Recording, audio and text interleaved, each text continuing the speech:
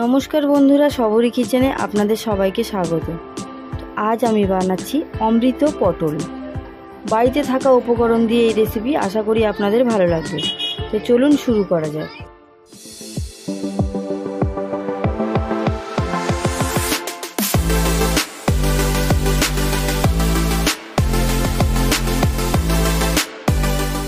আমি এখানে পটল নিয়েছি। পটলটা এখান দিয়ে কেটে নিয়েছি। আমি পটলটা একটু নুন, হলুদটা আমি একদম অল্প পরিমাণে দিলাম। বেশি হলুদের ব্যবহার করলে পটল ভাজার সময় তেলটা পুরো কালো হয়ে যায়। এটা ভালো করে মেখে নেব।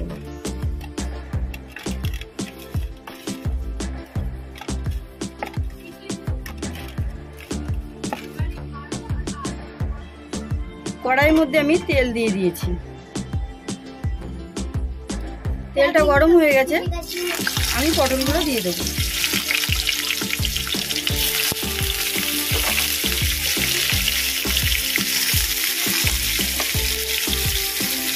পটলগুলো ভালো করে ভেজে নেব।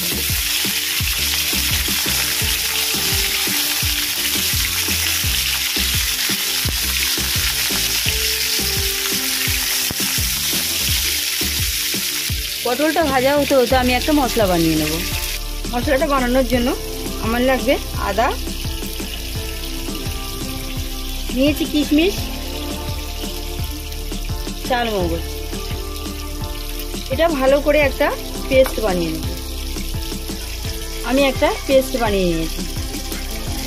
পটলটা ভাজা হয়ে গেছে, আমি এবার তুলে নেব।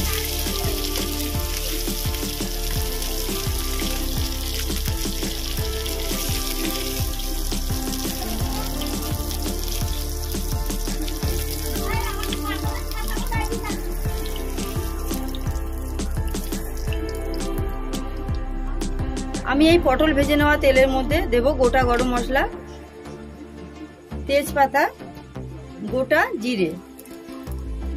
এটাকে কয়েক সেকেন্ড ভেজে নিয়েছি। আমি এখানে আদা, কিশমিশ, চালমগজের পেস্টটা ঢেলে দেব।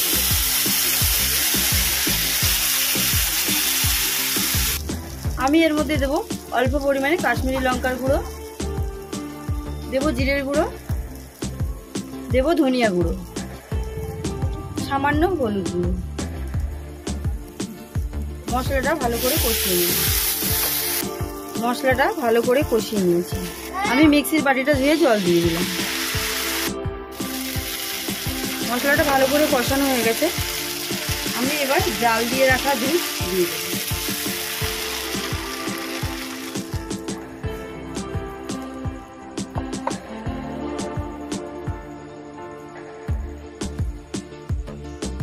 আমি এর মধ্যে দেবো চেরা কাঁচা লঙ্কা, স্বাদ মতো নুন,